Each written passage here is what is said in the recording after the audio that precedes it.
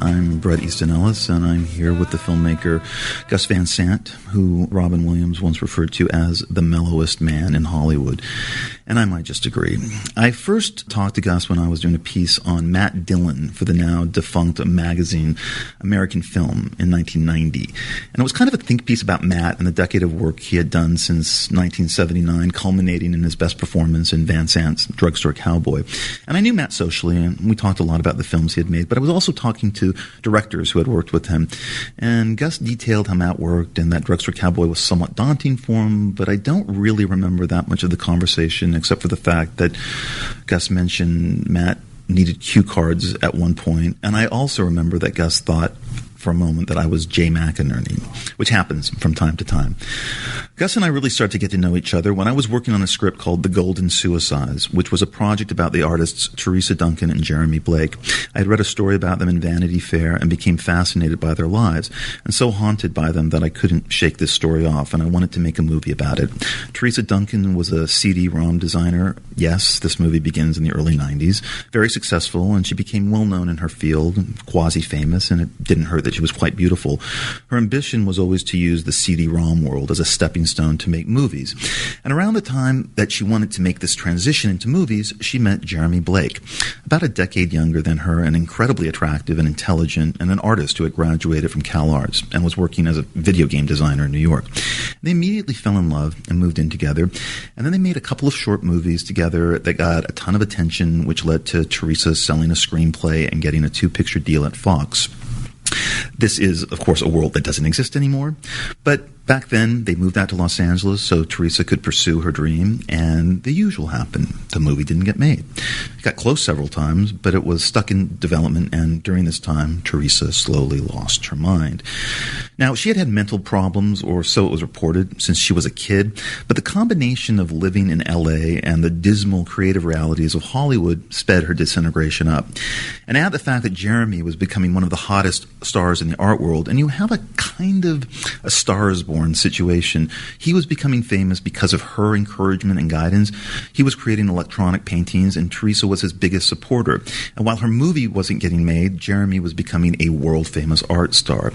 Ultimately, she sank deeper into her mania, and ultimately she committed suicide. And Jeremy was so distraught and so in love with her that about a week later, he killed himself. It's a much larger story than just that, but I was at a time in my life when this material resonated. I had just gotten out of an obsessive relationship with someone, and I had found myself so lost in this person's world that I was in love with that I found myself doing things that I would never have done otherwise, as well as going through my own Hollywood horror show in that moment. What happens when you love someone so much that you have no other point of reference? If they jump off a cliff, do you jump off a cliff? That's what this material was asking me. Gus was never formally attached to The Golden Suicides as a director, though of course myself and the team producing the movie hoped he would eventually, but he signed on as a consultant, and he seemed to have liked the script even though he knew it was probably something he was not going to direct, and he did give me one big note on the script, the only note. I had written Teresa's problems with the development process of her movie as almost a montage, with Jeremy in voiceover detailing the losing battles she was waging, problems with the studio, with the financing, with the actors, and Gus said in order to really make people understand how this process can be so feel bad and so debilitating, I needed to dramatize it more. And that prompted me to write a series of scenes instead of the montage. I was using the montage because there was so much material to cover that I didn't want to waste time. And those scenes, because of Gus's encouragement, became really resonant and really helped the script. And so ultimately, it was a bummer that Gus didn't want to direct the film. And I remember when push came to shove with one of our charming producers, and you said that you weren't going to direct it. I remember you and I talked briefly, but I don't remember about why. I think your concern had to do with the idea of dealing with a character who was so crazy, something along those lines, that it's difficult to do that, or was it just that there was no money to make the movie? I mean, there's so many pragmatic reasons why you make a movie, right? Right. Let's see. I think that from the very beginning, I had read the story in the New York Times. I hadn't read magazine articles about them, and I knew a couple of people that knew them personally, and there were also people surrounding them in their scene and in the art world scene of that period, which was what year? It was the mid to late 90s, the early 2000s. Right. So I didn't know a lot of those people, but there was people here and there, like Harmony Korine knew them, and a few other filmmakers that I knew them from their art world. And I think that when you and I first met, which is where we kind of formally met, yes, with Braxton Pope, our producer, I thought it was a social meeting. I didn't know that there was a business point to the meeting. Right. Braxton just said, "Hey, you want to have a drink?" So I was like, "Yeah, sure." So I was there, and we were at the Chateau Marmont, and then and also Lance Black was with us, the screenwriter of Milk, and I think in kind of thinking about the story, I just think I already had conceptions about people having nervous breakdowns or being bipolar or having delusions as an area of filmmaking that I had kind of already been working on in the electrocholic acid test, which is, you can take a drug and become schizophrenic. This is the same kind of thing, but it's from your own body's chemistry, and that it's really hard to get there on in a film and on a screen. Right. And I think it can be done in a couple. We mentioned a couple things like The Snake Pit, which was a 1950s film about a woman who was descending into like madness and went to an institution. And I thought that was really well done, but it was, I think, the only time that I'd ever seen it actually carried through properly. And so I just had this sort of boilerplate reaction, which was, it's really hard. So, I can't just say yeah, I'll direct this movie right off the bat because there's just too many pitfalls. So, eventually there was this offer to consult on the screenplay. Right. And so I signed up for that because that seemed like reasonable and good money, and and also it's fun to be an advisor, right? If you have opinions that are going to help, and so then that became my thing. But I never really I didn't have faith that it could start off well, but to really get this sense of her problems, it was going to be really like a stroke of genius to actually get that on paper. Right. Yeah. And so I never really, I think had the screenplay in my interpretation of it, sort of grasped that, I would have said yeah, let's do, let's get in there. But I think that, are you still working on it? Yeah, I think after everyone realized in their little, when the delusion lifted that you weren't going to direct the movie, Gaspar signed on to do it and really delved into it. I took him to where Teresa and Jeremy lived in Venice. It's kind of where she really had the bulk of her falling apart, where her mania really blossomed. Took him there, and he was meeting with actors. I mean, I think Naomi Watts was considered for Teresa. And he talked to Ryan Gosling. Gaspar was working with Ryan on something for Jeremy. And I think Joaquin Phoenix agreed to play Brad Schley. And so it was moving along, but Gaspar is, very hard to pin down and, cannot be the most reliable guy, which is part of what makes him so interesting, and then also part of makes it kind of frustrating to work with him. But we were, when we're talking about those scenes that you advised me on in The Golden Suicides with Teresa flailing in Hollywood and kind of coming to terms, or actually failing to come to terms with the fact that the movie doesn't get made. And it's a miracle if the movie gets made. I mean, we both know that. And it's even more of a miracle if the movie turns out well. And I was curious, what has been your most frustrating example of that in your career? I mean, has there been a project that was impossible to get off the ground, and what were the reasons? I would imagine as being the most the most mellowest man in Hollywood, that you are fairly zen about the realities of the business. And I would imagine, looking at your filmography, that you made a lot of the movies that you wanted to make. But has there been one that hasn't been made? And was there one that turned into a kind of a hellish development process that just never came to fruition? Yeah, I mean, there's a lot of projects that that I worked on a certain amount of time that never became films.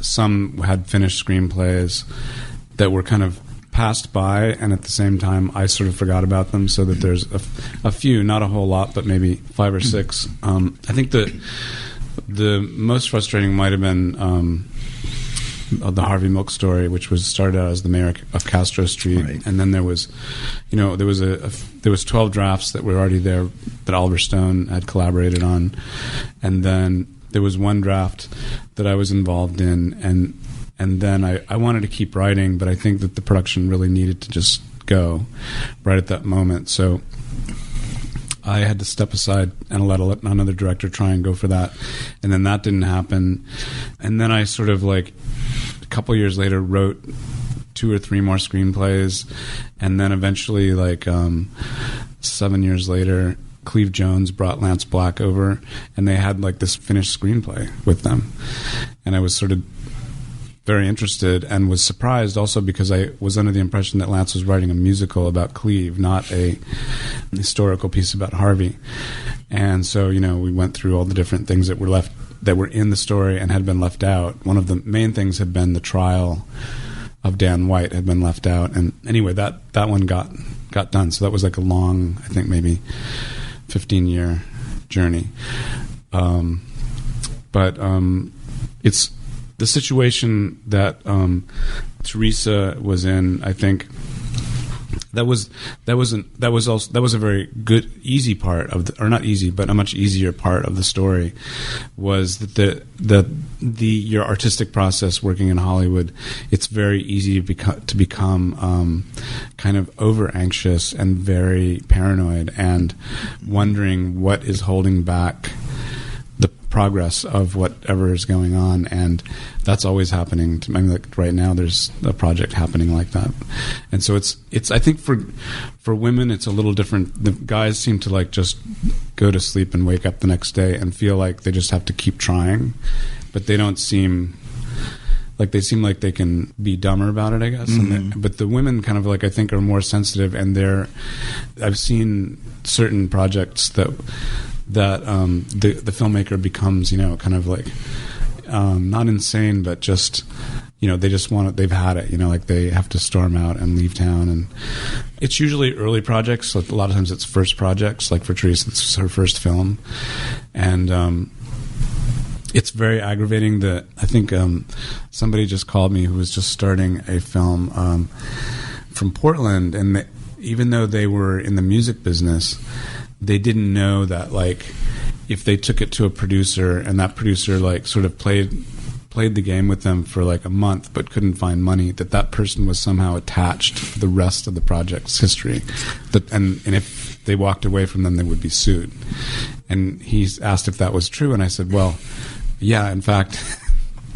And just stuff like that is obviously like can drive you crazy, can make you. But that was sort of and which I guess I was suggesting when we were talking about the script, the kind of showing the literal process of like what could make her kind of go more insane than and maybe trigger things that she had in her already, and the frustrations of her progress. Yeah. And that's an easier part because you can get into the literal side. But then the hard part is seeing when she really starts to overthink, right, and see things. Perhaps there's also the question of whether she really was seeing things, or right, whether they were really there, right? Like people following her, right? Not. But people following you is like a traditional, like paranoid, schizophrenic symptom. I want to talk about the one that got away for both of us briefly, which is 50 Shades of Grey, which both you and I were interested in. You actually made a short to a kind of audition with the actor Alex Pettifor. I petitioned for myself on my Twitter account for many, many months, and I met with the producers and pitched them my take on the book. I think my Twitter passion was part of the reason that I got to meet with the producers. Though when I finally met E.L. James at a party last summer, she told me that they were never going to hire a man to write the script. They were always going to hire a woman. And I told her, why didn't someone just send me the memo? Why didn't just someone tell me the note? I could have saved so much trouble. And she said, well, I found the tweets so entertaining, and there were so many of them that I just thought, I want this to go on a little bit more. And I guess I was made fun of a lot because of my 50 Shades of Grey interest. When I read 50 Shades of Grey, I automatically thought, maybe not a great book. And I think E.L. James would agree with that. I don't think she thinks it's a great book either. But I did think it could make a really good movie.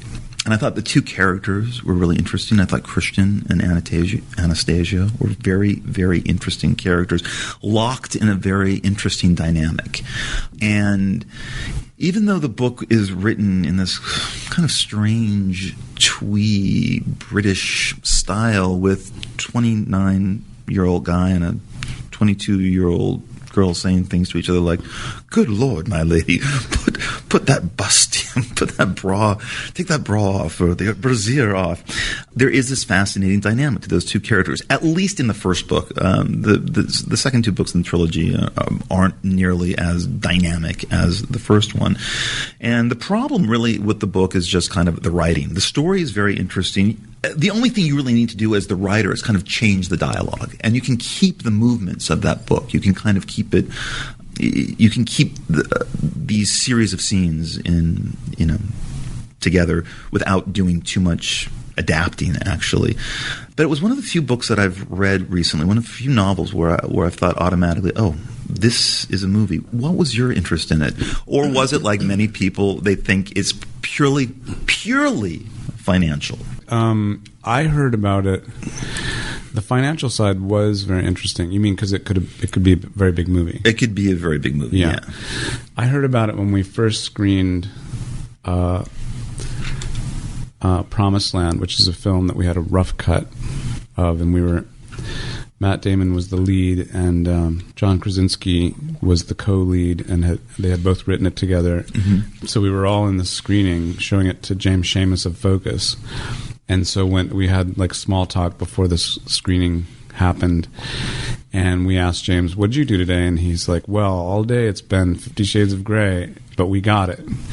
And I had no idea what that was, except Matt said, "So do you just have to go shoot it and you'll make $1 billion?" And I was like, "Oh, so it's a blockbuster book that I don't know about, that which was interesting." And that night, even though I had never read it and didn't know the story, I told James that I was interested in directing it at dinner. And then I, easily found, started to realize what it was.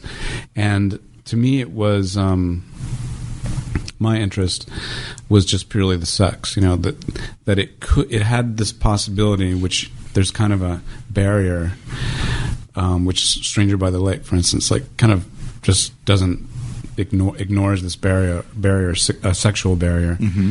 that our audience has a problem going in past, mm-hmm. and sort of being part of like a real world, because the real world is too X-rated, right.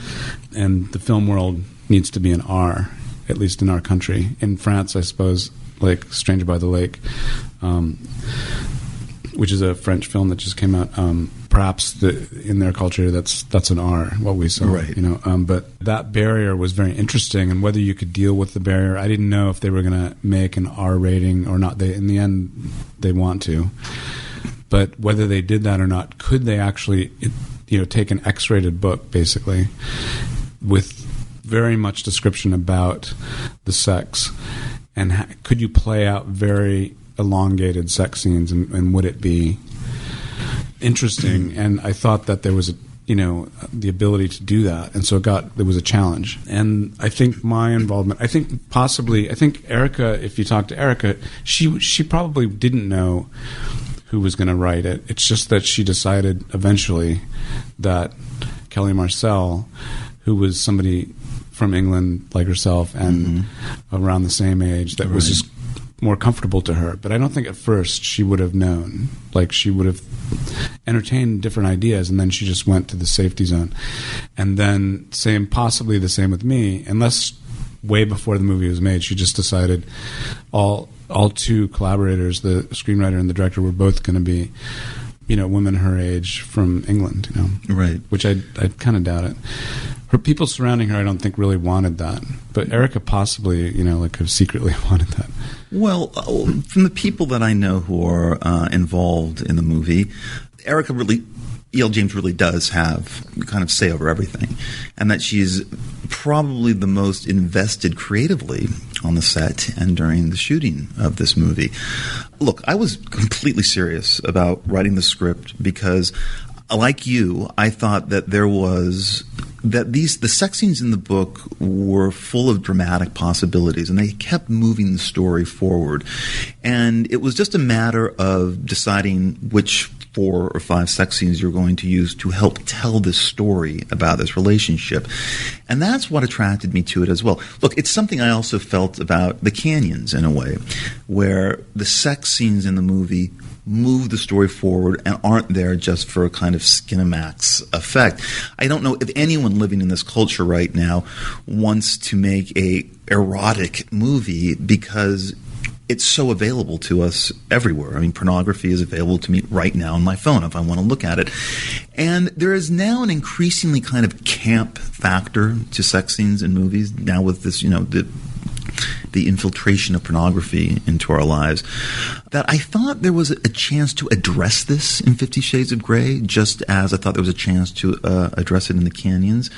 But, the other thing I think that people don't understand about 50 Shades of Grey is again, that the dynamic between the guy who's in control with the younger girl who he thinks he's controlling, but then eventually in that kind of S&M relationship, who is basically controlling who. And it was very interesting that the book actually does address that, and Christian, portrayed as this very strong character, of course, turns out to be much, much weaker than the two of them. But that movie's been fraught with a lot of problems. I mean, Charlie Hunnam, leaving. I heard that he had written a script, or he had rewritten Kelly's script. Or there was a writer that was helping. Was he doing it himself? Well, yeah, he had tons of notes for it, and then ultimately the changes that he wanted to make were Erica was just not having it anymore. And I guess they did bring in Patrick Marber to do a polish on it, which is interesting because Patrick Marber is a guy who wrote Closer, which I guess they saw some kind of connection with. But anyway, it could be interesting. I mean, part of the thing that I think people don't get about me is that I kind of like a pop movie, and I don't like movies that are, I guess, good for you or teach us, that invaluable lesson about humanity and ourselves. I mean, I have a kind of disdain for a certain kind of prestige movie, something that's supposed to be about suffering and victimization and how we can all be better people. I just don't really respond to earnest dramas teaching us something anymore. I mean, it more often than not just feels condescending. The Bret Easton Ellis Podcast at podcastone.com.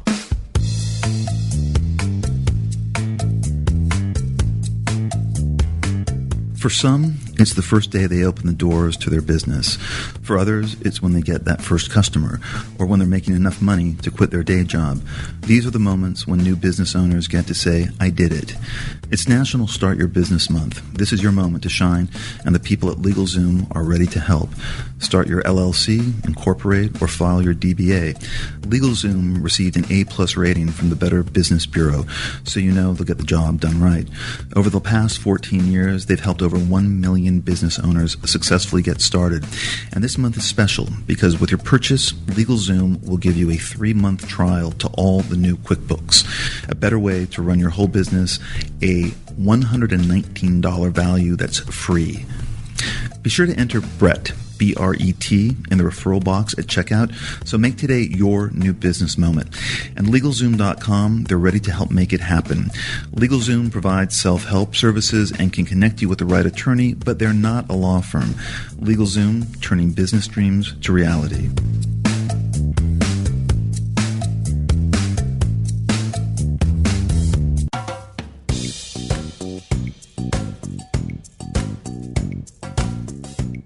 razors are very expensive, and that's why so many men I know have made the switch to DollarShaveClub.com. DollarShaveClub.com sends amazing quality razors and other bathroom products right to your door for only a couple dollars a month. Signing up is really easy. Just go to DollarShaveClub.com and pick a razor plan. Then every month you'll get a package in the mail with Dollar Shave Club blades. So join the hundreds of thousands of men who have upgraded to the Dollar Shave Club. Join DollarShaveClub.com/Bret. That's DollarShaveClub.com/Bret. Say no to the big shave companies and their big prices. DollarShaveClub.com. Shave time, shave money.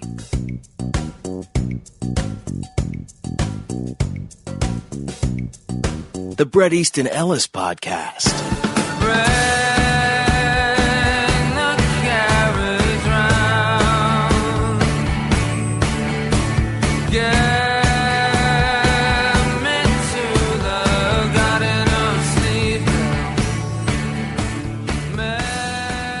I had real problems with both 12 Years a Slave and Dallas Buyers Club, for instance, which is going to win both Matthew McConaughey, who I know you will be working with next in your film Sea of Trees, and Jared Leto, Oscars in a couple of weeks. I don't have a problem with their performances.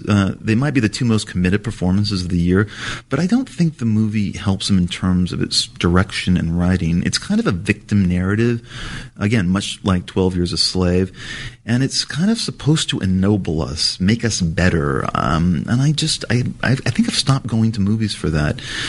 And as a gay man, and I really did not want to go there, but as my mind was wandering and I was getting kind of more irritated by the morose earnestness of the movie, I became that gay man I don't necessarily want to become.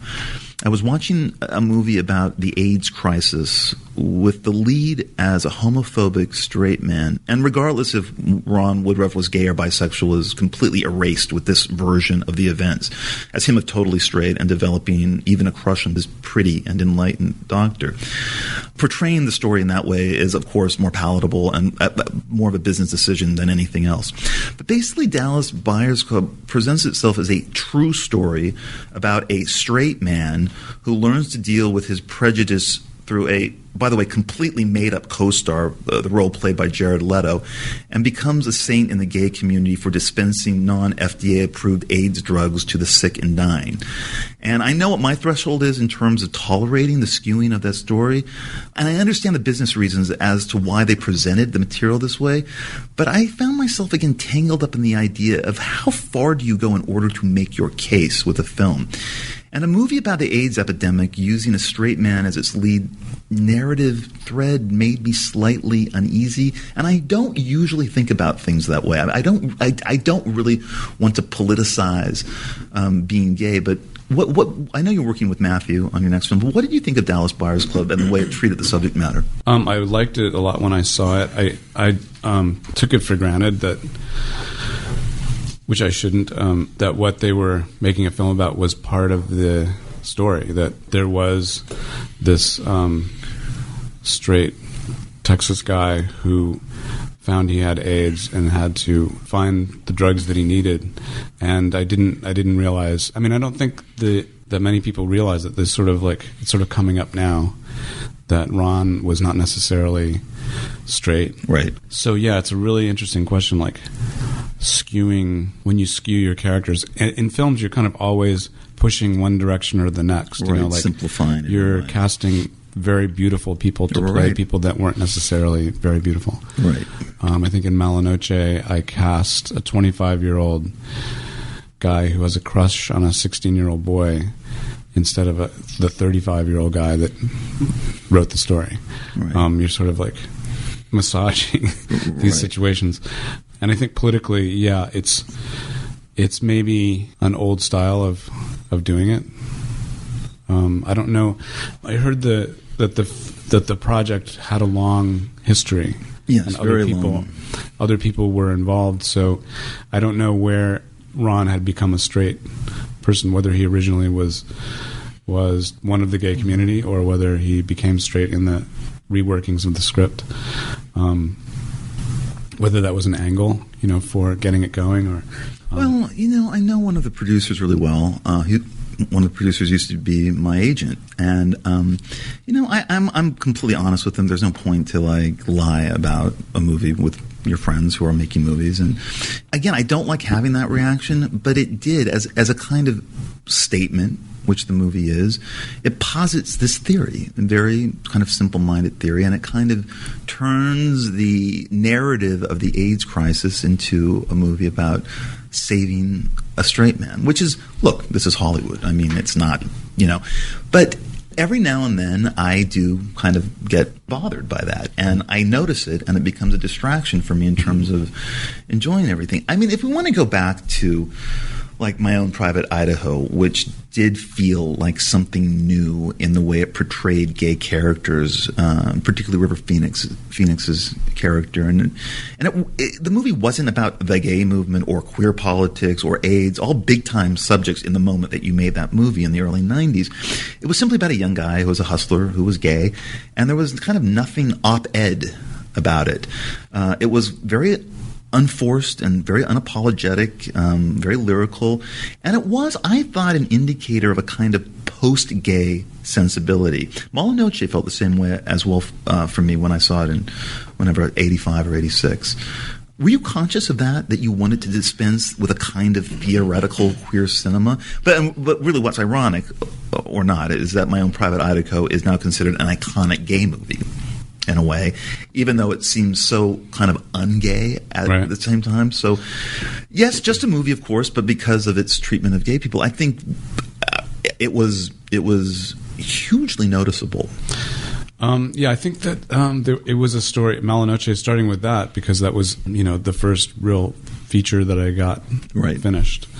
I had shot a film in 1978 in Hollywood that I only cut it down. I cut it down to 45 minutes, so it kind of didn't exist as a feature, and it wasn't shown very much. But this was in 1985. Malinoche was my first film, and it dramatically it seemed to hit an audience, and it was about Walt Curtis, who's a street poet, who's gay, but the places that he hung out in were usually very rowdy Northwest Portland bars, with migrant workers and just all kinds of crazy transient people and big drinker people. And so his life was not particularly unique, but it was outside the gay culture. And if he went into a gay bar, if he went into any place that was not a rowdy bar, he would usually get kicked out because he was not loud and he was combatant and he was an angry poet. So I was sort of making a film. It was his book. It was his novella. And I was, trying to stick to his life and his, kind of existence and in the Skid Row section of Portland. And he worked in a grocery store for a friend of his who had at one time, I think, been his boyfriend and who owned with his brother a grocery. And so Walt worked the cash register, and sort of it was an easy job for him as a poet. He really read and wrote poetry, and one of the only things that he had written prose-wise was Malinoche. And I came across the book as a sound man for a film called Property, where Walt was playing a character, in a film by Penny Allen, shot in Portland with a CETA grant, with CETA money, which was a kind of infusion of money to help people that didn't qualify for certain assistance to get jobs. It was a government program. And I don't think there wasn't really a lot of gay American films at the time. Parting Glances was just being made, and Desert Hearts, Desert Hearts. Those were the both lesbian story. They were both the same year. Yeah. There was an independent film movement. John Sayles sort of arrived in the 70s. Yeah. So there was a small independent film movement. She's Gotta Have It wasn't quite finished, and Stranger Than Paradise had come out and was kind of one of the champions of bohemian, countercultural and independent cinema by Jim Jarmusch. So there wasn't the films. If you went to a gay film festival, which there existed, were usually from other countries. So at the time, I'm probably leaving stuff out. Derek Jarman existed. Yeah. So he was sort of like I think you could call him the grandfather of new queer cinema. I didn't really know the other queer filmmakers or the new queer cinema filmmakers. I got to know them later, and then I feel like they had their own thing. They were largely younger. I mean, I think 10 to 15 years younger than I was, and they represented the new queer cinema much more rightly than like something I was doing. And then the next film was Drugstore Cowboy, which was another Northwest-based, street-oriented, written by a guy who was mostly had existed in jail, and it was during his days out of jail.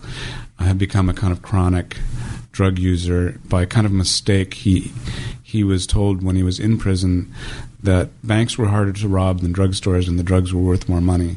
So he started doing that, and by their proximity of being around the drugs, they started just finding out what they were about. Right. And so they had all become drug addicts. So they started robbing just for the drugs. So that was the next one. And then My Own Private Idaho was something that I had been writing even before Drugstore Cowboy was around, during when I was finishing Malinoche.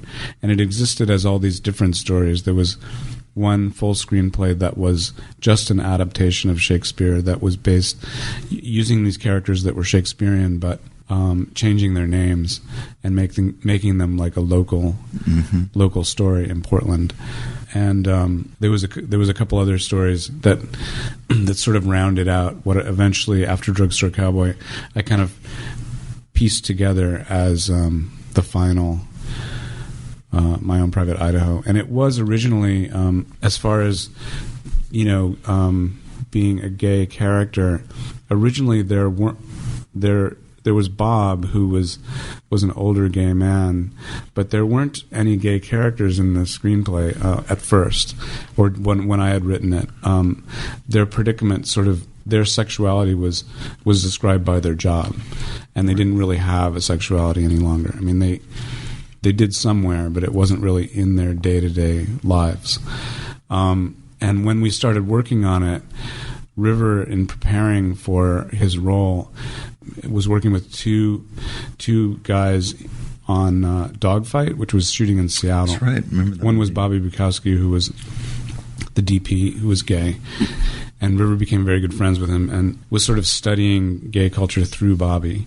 And then another was Matt Ebert, who was a young member of ACT UP in New York, and very political. And so he brought them both. Well, he brought Matt with him to our film, and it was really Matt that was like, this guy's got to be gay. He can't be, just like politically, he's got to be gay. So, and River was really into that. So I said, well, it can work that way as well. I mean, there are also, gay hustlers. That means you'll just be a gay hustler. Your sexuality will probably still be your job. You'll still be kind of lost that way, maybe. And, we can reconstruct it. So it's kind of interesting the way it played out, because it was a definite political change to the script, which I welcomed. I thought that was good, but that's not what I was writing. I was sort of more familiar with these straight guys who were on the street and they were having gay sex, but they weren't gay. That was the sort of the dynamic of the character. Gay for pay, we call it here in L.A. Gay for survival. I've always sort of had a problem with that, with the idea of the queer label, gay filmmaker, gay writer. I think those are being dismantled in a way that they weren't when we both started out, like in the mid-'80s. I've never really been interested in this idea, as someone who's gay, of a gay world, quote unquote, because I grew up thinking that there shouldn't be one. There's just the world, and we're all kind of a part of it. And that the idea of moving yourself over to one side, or being forced to move over to one side because of your sexuality, was always, ridiculous. And I And that's, I mean, in a way, that's why I think I spent so much time in what I like to call the glass closet, rather than being openly. Everyone knows you're basically gay, and you don't hide it from anyone, but you just don't. You're not open about it, I guess, with the media and with your audience to a degree. Though I think there's enough code that you could kind of you might have been able to tell. But I never liked the idea of being labeled a gay writer. It didn't appeal to me at that time. And that was really what would happen if you were a gay writer. Even if you weren't necessarily writing about gay subjects, you somehow got ghettoized into that area. And it felt limiting. I always just thought who you have sex with just doesn't mean anything. And now, of course, that isn't the reality for a lot of people, even though I think it should be. And that doesn't mean you can't create your own reality, your own meaning about whatever the gay thing is. But I just, again, with my own Private Idaho and with really your output today, it's again, I want to say there's a lack of an op-ed tone to the way you approach it, the subject matter of gayness. Though on one level you could argue that Milk which coincided with, I guess quite luckily with the Prop 8 situation here in California, did maybe seem like an overtly political movie, yet not an abrasive one, it seemed to be more about texture, performance, a look, a feel of a place, than a movie with a purposefully rigid agenda.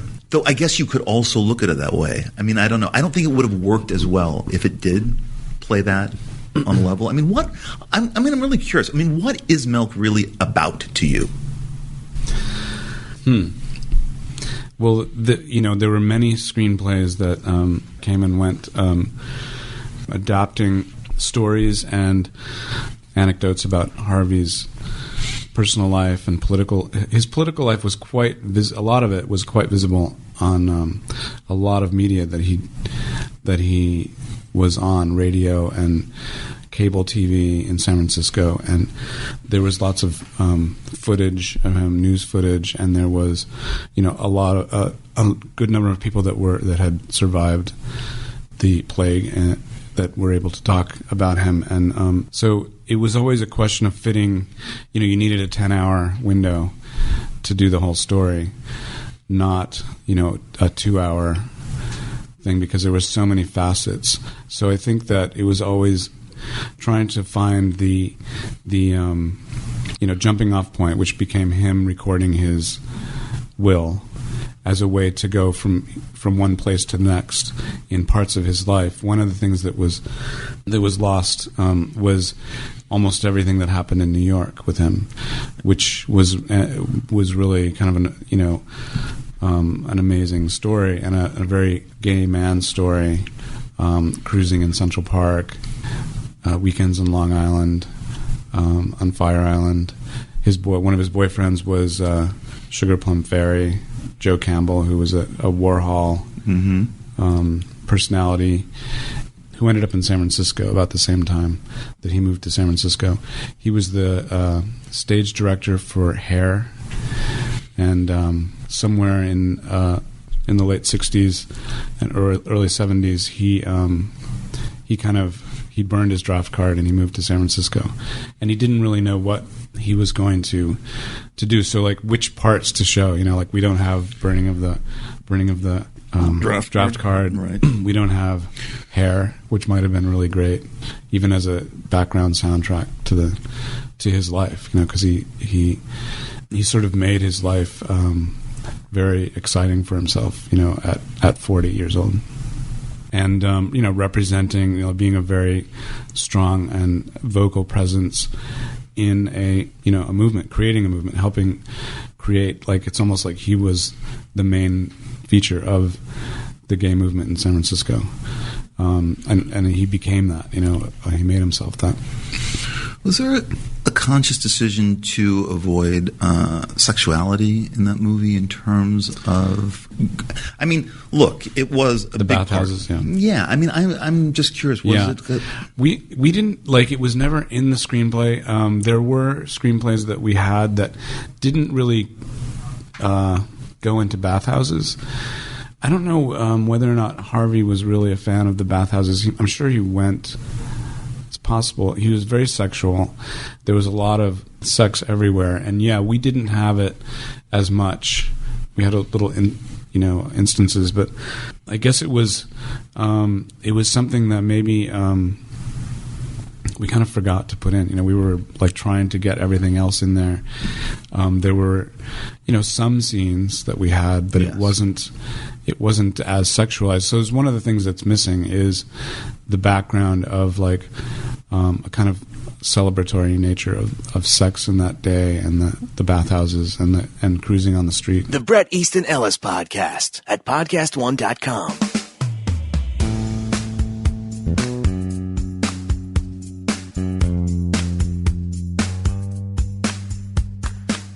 Start listening to audiobooks.com now. Sign up today and get any audiobook free. Listen instantly, anywhere. Download audiobooks.com app to your Apple or Android device for offline listening or stream them instantly. Don't want to listen to audiobooks on your smartphone? Stream books on audiobooks.com using your computer or tablet. Audiobooks has a great selection. Choose from more than 50,000 audiobooks, including bestsellers, new releases, and classic favorites. Audiobooks.com is the industry leader in bookmarking technology. Seamlessly switch between devices without losing your place. And there are membership benefits as well. Become a member and get one audiobook per month plus 33% off each additional title you listen to. And there's free sampling. Preview as many books as you like, even before you sign up.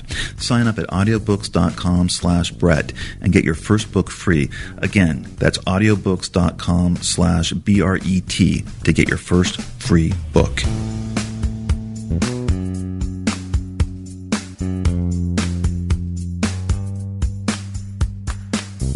The Bret Easton Ellis podcast. Start giving me something, a love that is longer than a day. Start making my heart sound something that it doesn't want to say. I'm handing it over. I think your work is representative of this kind of post-gay sensibility in terms of it isn't flagrantly politicized.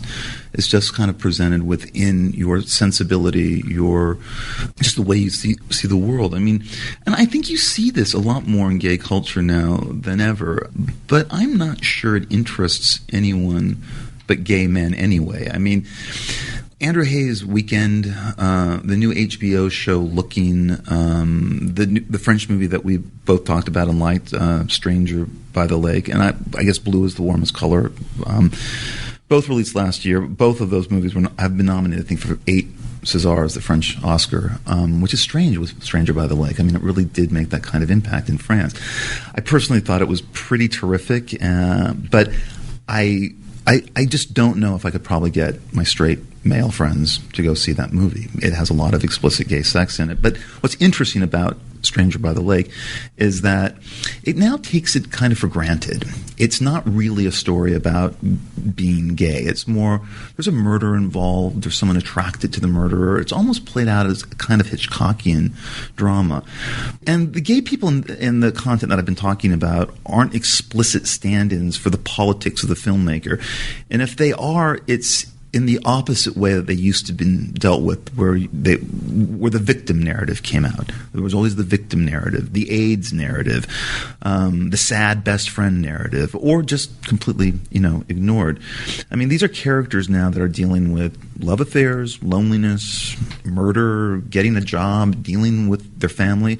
I mean, no one is really tortured or in pain due to their gay sexuality, which, again, was a very popular way to go with the subject matter in mainstream culture, in mainstream books, and mainstream fiction and film. Now, of course, it's taken a long time to get to that place, but it's interesting right now how so many gay people kind of find this post-gay take, kind of boring.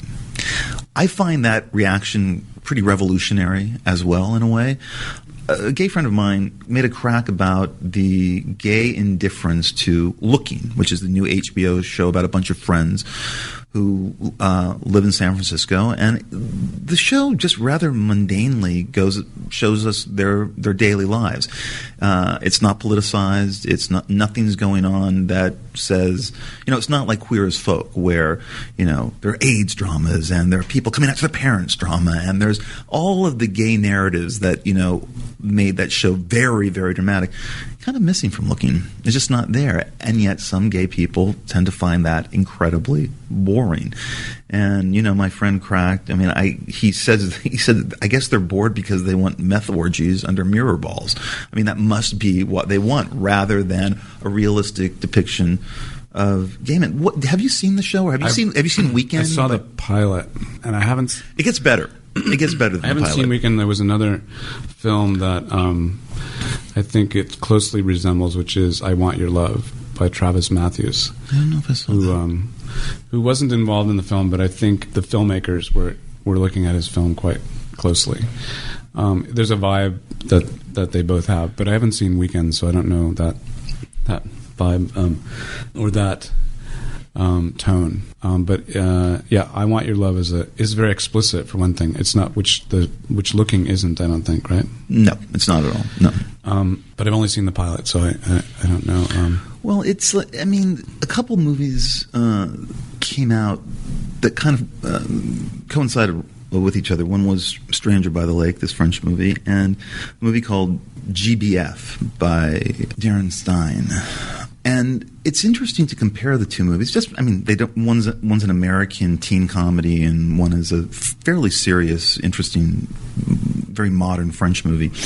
But the sensibility of GBF, which stands for Gay Best Friend, the plot revolves around how three girls want to vie for being the most popular girl in their high school. I think this is it, by having a gay best friend, because that is the accoutrement of the moment. And I have a feeling that we're kind of moving away from that, in a sense, where the gay person is made to be the baby panda, the adorable one. So you're saying that the gay characters in their environment is a setting for a story, not necessarily a gay story. It's just a story. Like in Strangers by the Lake, it is a very Hitchcock story.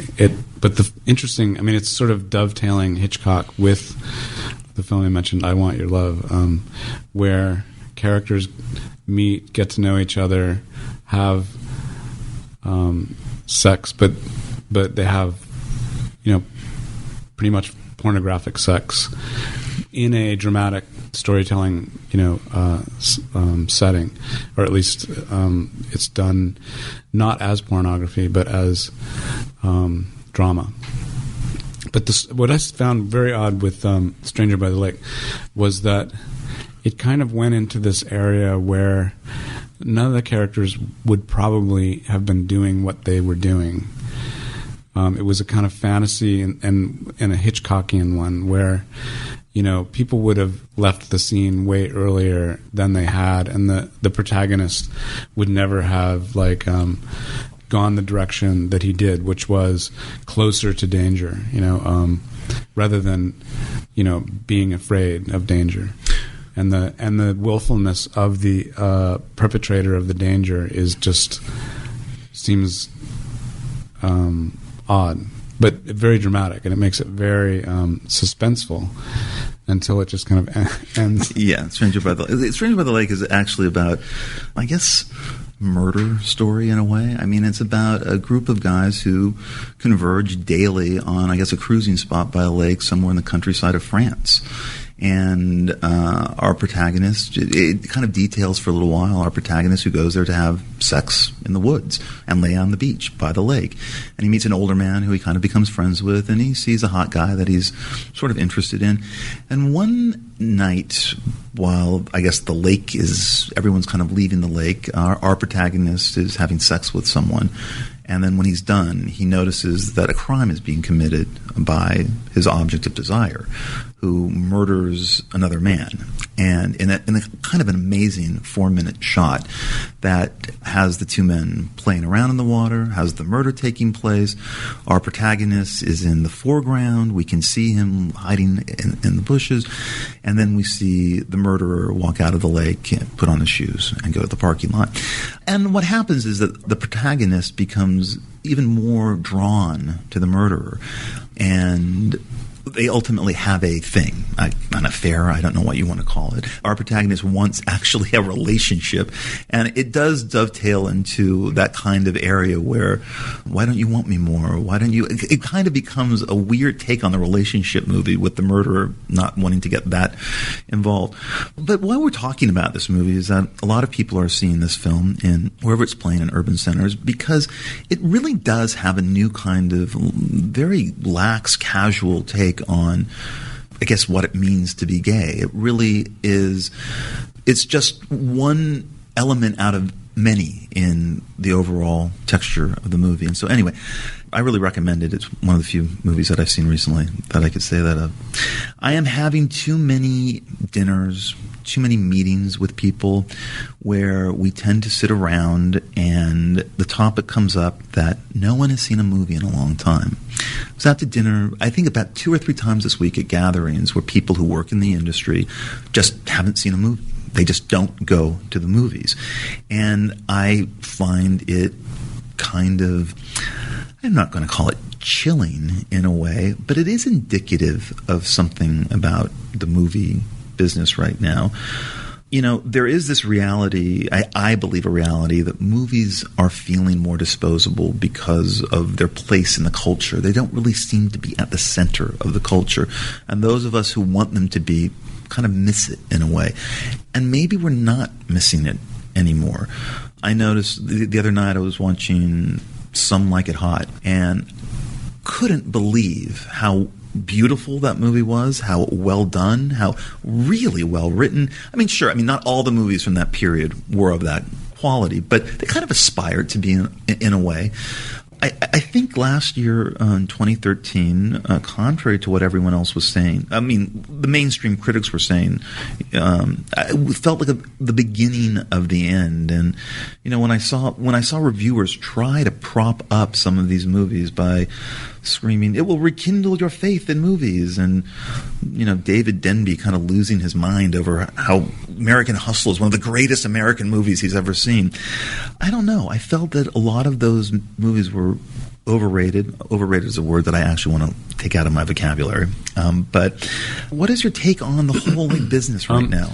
Yeah, I formulated a new sort of viewpoint, I think, with the idea of what cinema has always been in my life, which is the kind of main attraction in a small town. I was largely grew up in a town of like 12,000 people, and there was a different film every weekend. As high school students, or even junior high school students, we would go to like the movie, not knowing what the movie was going to be, because we really just wanted to get out of the house and join our other teenage friends. And a lot of the time, like a whole section of the theater would get kicked out.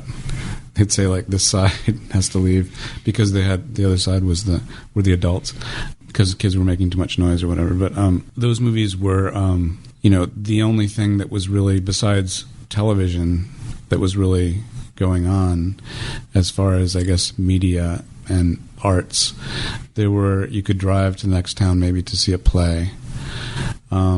In our small town, you could walk to the theater or ride your bike.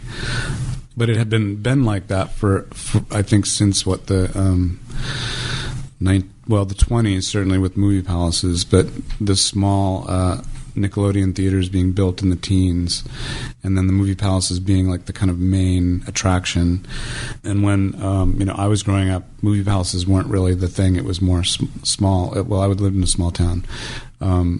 Times Square was still there. They were showing movies, all day, all night in Times Square.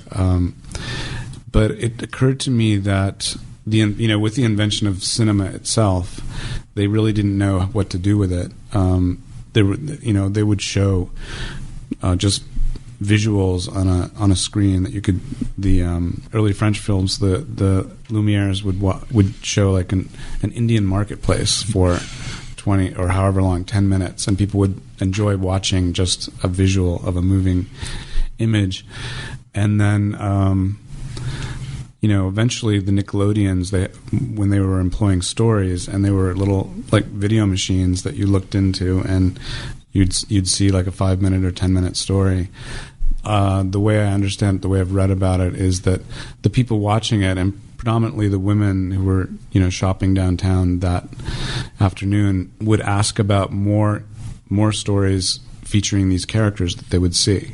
So the stars started to pull the business along, and people wanted to see the same people again and again in new scenarios, which was an invention. At least it was. I'm sure that it happened on the stage as well, in its own universe and business. But the stars are sort of pulling us into the 20s, and then cinema kind of stayed in place for the next 30 or 40 years, 50 years, 60 years, 70 years, until, like, as the screens are getting smaller, watching movies on your iPad or iPod or phone, or on your TV set or your digital screen, that they originally built the cinemas big enough so that they could make more money. It wasn't really meant as a generous, like, sort of thing for the public. It was more to, like, pull in more people, circus-like. And that now that you can watch movies elsewhere, it's just falling apart because there's a different business taking over, which the screens are getting smaller, and it doesn't really matter. It's a different experience, but it doesn't seem like the viewers really either care or it's just for us it's nostalgic. It is. This thing. And it is different when you're watching a big theater, and it's different when you watch, like, on an iPad. Yeah, it changes your feelings about the content, because the movie-going experience is active. It's an active experience. You are driving to the theater. You're choosing your seat. And as I've said before, the movie controls you. You can't say when the movie starts or when it stops. If it scares you, you can't turn it off, and it's going to proceed without you. So in its own way, it kind of controls you, and I think that's a very different kind of tension when you're watching a movie under those circumstances than when you are in your bed, stopping it, taking a phone call, texting someone. I think the nostalgia thing is right. I think that part of the problem with coming of age in the 1970s, this kind of glory period for American movies, is that it spoiled a lot of us. And we assumed, and I know a lot of filmmakers, some much younger than me, who got into the business of wanting to make movies because they loved the films of the 70s, where that was that brief moment where, the studios let the directors kind of run things for the most part. Let's see how this works. Sure, nothing else was kind of working before then, and then Easy Rider made a ton of money. So, yes, the auteur. Let's have the American auteur come into play. And there were a lot of great movies made. I think people tend to forget that, there were also not good movies made that were successful. People tend to think, I think in 1970, The Love Bug was the number one grossing movie. So it really there was always that kind of material floating around. But, I think that nostalgia is part of what is souring my current relationship with movies. Or maybe they're just not as good. I don't know. Do you go to the movies a lot? Do you watch a lot of new films? Or what is your relationship to... I feel like I do go to much less. I go to the cinema. I'll go to the ArcLight. You and I have talked about the ArcLight. The ArcLight, yeah. Which is now our modern movie palace. Well, the ArcLight is good, by the way, everybody, because the movies start pretty much... Well, the movies... There's not 30 minutes of trailers and commercials. There's like 2 trailers, and then the movie starts, and the theaters are pristine, and the screen and the sound are perfect. But anyway, go on. A little pricey. But recently, I have... I've been seeing films at the ArcLight. It sort of depends on when you have time, and also if there's something that you want to see. If it's something I definitely want to see, I'll go. I'll even go, to another city sometimes to go see. I want to see Visitors. Yeah. So I'm going to go see that. It's probably kind of odd film, but I'm looking forward to seeing it. But I don't go to films as much, probably for the same reason that other people don't go. It's not part of your routine, your social routine, as much. It's almost like I guess it was always something you would do like on a Saturday night, like you'd go with friends to go see a film, and that still exists, I think. Yeah, it does. But there's something that, like, sometimes things on other things happen on Saturday night, so there does just seem to be a lot of other similar activities, that are media oriented, that conflict with people settling on like seeing a film. I like how they open films now on a Wednesday night at midnight. Yes, but like one of the things that allows people to do is no one's doing anything at midnight on Wednesday, and the people that aren't needing sleep, meaning mostly the kids, they just pile in. It's a place to really escape for them, which is a kind of a newish. It's probably a decade old or something, but interesting like way to release a film. But I don't see as many films. I still have the habit, and I still like to do it as a form of relaxing. But I also go during the week, during basically the lunch hour. I mean, I'll go at 1:00, and I will only go basically to the ArcLight because of how efficient the whole process is, how clean and efficient the whole process is. But yeah, it's been. I mean, the most interesting movies though I saw last year were stuff that I watched on either on demand or on iTunes, on my Apple TV. It was basically that the idea of the expense of putting a movie out into theaters is kind of just not financially conducive to the people involved with it.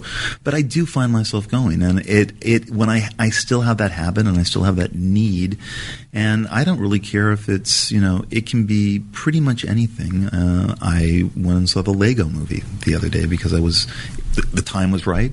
I realized I was done with my meetings, and I just needed to chill out and to relax, and it was kind of a somewhat depressing experience because there are children's movies and then there are little kids movies, and the Lego movie is a movie for little kids, but I still found myself enjoying the experience, going to it, sitting there, and there's that moment, I think Pauline Kael wrote about this, when the lights go down and all of your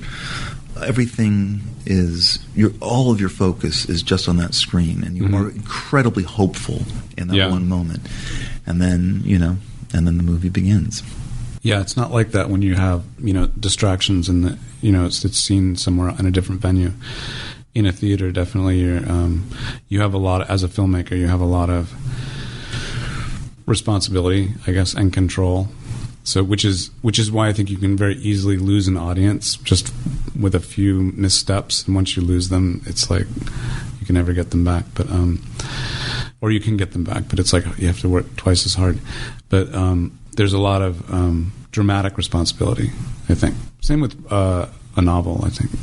Even though you can put a novel down and you can read it on a subway and so forth, it's so black and white. Like each word counts for something, and it's your responsibility as a writer to keep that that brick by brick. You're right. I mean, the word responsibility I find kind of strange in a way, because it doesn't feel necessarily like a responsibility. And I guess by responsibility I probably mean like if you're responsible to your own creation, like you can mess it up by being too cavalier or too forgetful or too lazy, you're not being responsible to the creation and ultimately to the audience because they're the ones joining in. Does that make sense? It does.